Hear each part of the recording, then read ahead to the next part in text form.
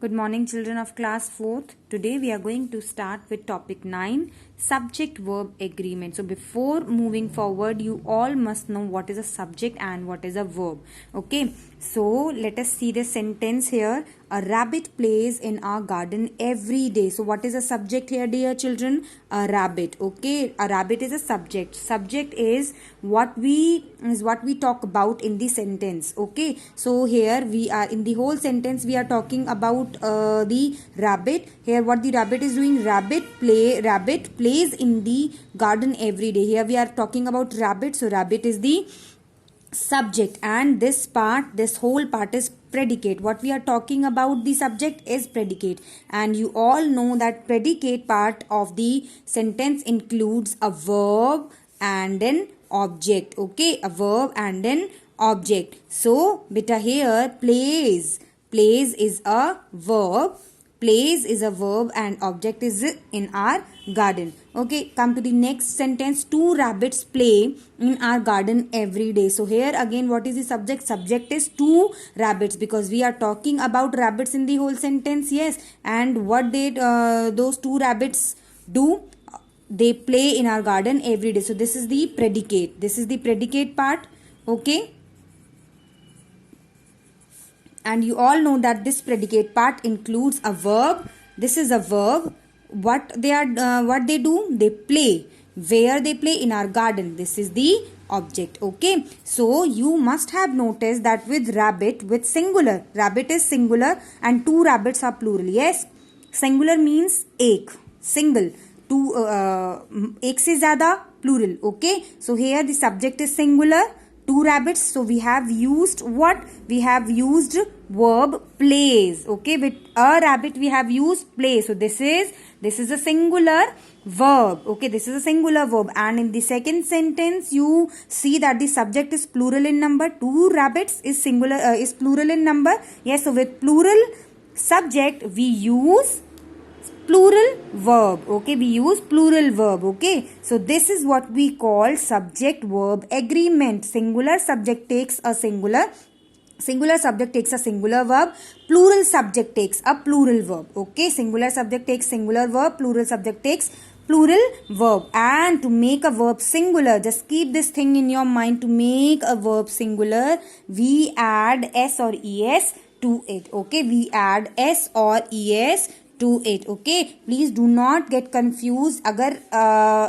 अगर वर्ब में एस या ई एस लगा हुआ है तो ये मत समझना कि ये प्लूरल वर्ब है. It is singular verb. Okay, it is singular verb. So verb stays the same in its plural form. Plural form में हमें उसको कुछ भी करने की जरूरत नहीं होती. We do not need to add anything to that verb. Okay, for example the cat chases the rat. Here the cat is a noun, or cat is a noun which is a subject. cat के बारे में बात हो रही है. this is a subject but this is a singular subject. तो singular subject के लिए हमें singular verb चाहिए. singular verb बनाने के लिए हमने क्या करना है? we have to add s और es to the verb. तो verb is chase. okay, हमने es उसको chase chase, हमने इसको s add करके we made it singular verb. Okay, the cats, here the cats is plural. Here the cats is plural subject. plural subject के साथ हमने plural verb use किया chase. plural verb हमने use किया chase. Okay, just keep this thing in your mind. the verb stays the same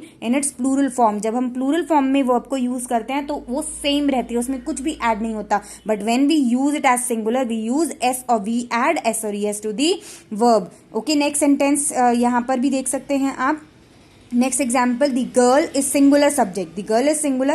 Plays हमने play के साथ s use किया which becomes singular verb. Okay, plays volleyball. Next देखो इसी का part. The girls is a plural subject. Plural subject के साथ plural verb का use हुआ है play. Okay, now next few rules we are going to read about subject verb agreement which we must keep in mind. सबसे पहले first is verbs that are used in the simple past tense without any helping verb remains the same for both singular and plural subject. Till here we were not understanding, we were not reading any verbs with these helping verbs, and you know that we use helping verbs with main verbs also, है ना. helping verbs like is, am, are, has, have, was, were, है ना. तो अभी तक हमने वो नहीं कंसेप्ट पढ़ा था. So now we are going to enter into that concept also. So जब हम सिंपल पास्ट टेंस में वर्ब्स को यूज करते हैं without any helping verbs, without any helping verbs means no helping verbs. Okay, without any helping verbs mean no helping verbs. These verbs remain the same for both singular and plural subject. ठीक है, उनमें फिर हम singular subject या plural subject के according, हम subject के according verb को चेंज नहीं करते. Let's take a look at the example here. The police officer, here the subject is singular, the subject is singular. Talked to me, here talked is a verb, is a verb which is used in the past tense. ठीक है, past tense में use हुई है verb. The police officer talked to me. And here next में देखो the police officers, this is the plural subject, यहाँ पर singular subject है तब हमने talked use किया. The police officers, here the subject is plural, लेकिन फिर भी हमने यहाँ पर जो verb है we used talked here, हमने talked ही verb use किया because the verb is in past tense. we are telling the action that happened in the past. जब हम past में किसी past में हुए हुए action के बारे में बात करते हैं तो हम उसमें past tense का use करते हैं. and when we use verb form of past tense तब हम उसमें कोई भी चेंज नहीं करते हैं. हम एस और ES, nothing we use to change. ठीक है, चाहे वो सब्जेक्ट सिंगुलर हो चाहे वो प्लूरल हो. Okay, now next is when a verb is used with a helping verb, the main verb stays the same but the helping verb changes according to the singular और plural subject. ठीक है, जब कोई भी main verb जब helping verb के साथ use होती है तो सिंगुलर और प्लूरल सब्जेक्ट के अकॉर्डिंग उनकी हेल्पिंग वर्ब्स चेंज होती है. सिंगुलर और प्लूरल सब्जेक्ट के अकॉर्डिंग उनकी हेल्पिंग वर्ब्स चेंज होती हैं, ना कि मेन वर्ब्स चेंज होती हैं. Let us see helping verbs that are used with singular noun is, was, has and does. ये आपको लर्न करना है. Is, was, has and does. And the helping verbs that are used with plural noun, जब noun plural होगा, noun means the subject. Okay, you all know that a noun or a pronoun are always used as a subject, है ना. तो यहाँ पर noun का मतलब क्या है, यहाँ पर noun means subject. जब singular subject होगा तो हम helping verb कौन सा यूज करेंगे, is, was, has, does. जब subject plural होगा तो हम यूज करेंगे are, were, have, do. has का plural have, is का plural are, was का plural were, does का plural do. Let's take a look at the example. The police officer, The police officer is a singular subject, is a singular noun. ठीक है, तो यहाँ पर singular noun के साथ हमने क्या यूज किया, is helping verb. तो singular noun के साथ is यूज होता है. ठीक है, talking to me is singular, helping verb हमने is यहाँ पर यूज किया, and main verb is talking.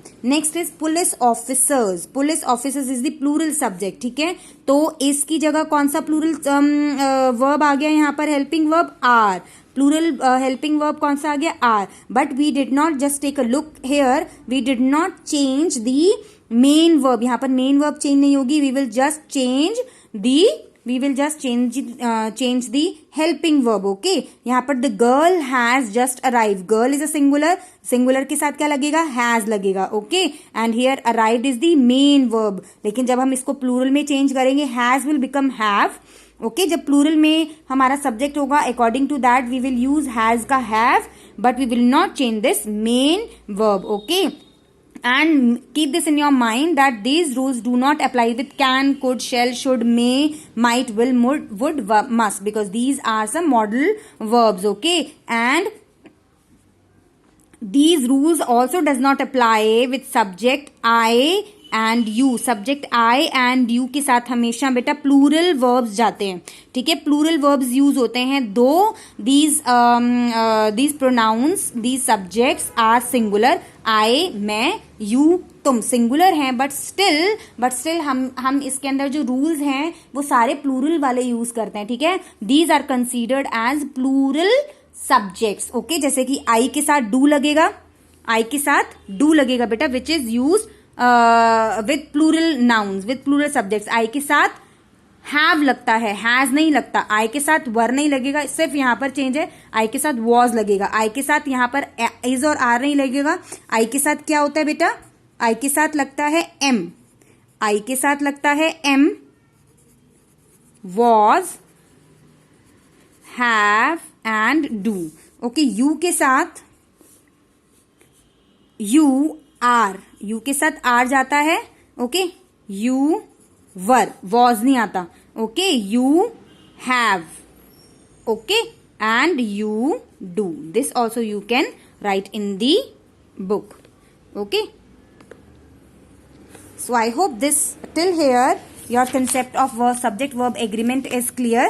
Okay, and when the subject of a sentence has two or more nouns or a pronoun connected by and, we use the plural form of the verb. ठीक है, obviously जब हमारा subject plural होगा, अलम and Harish, ये दोनों मिलाकर क्या बन गए, प्लूरल सब्जेक्ट बन गए.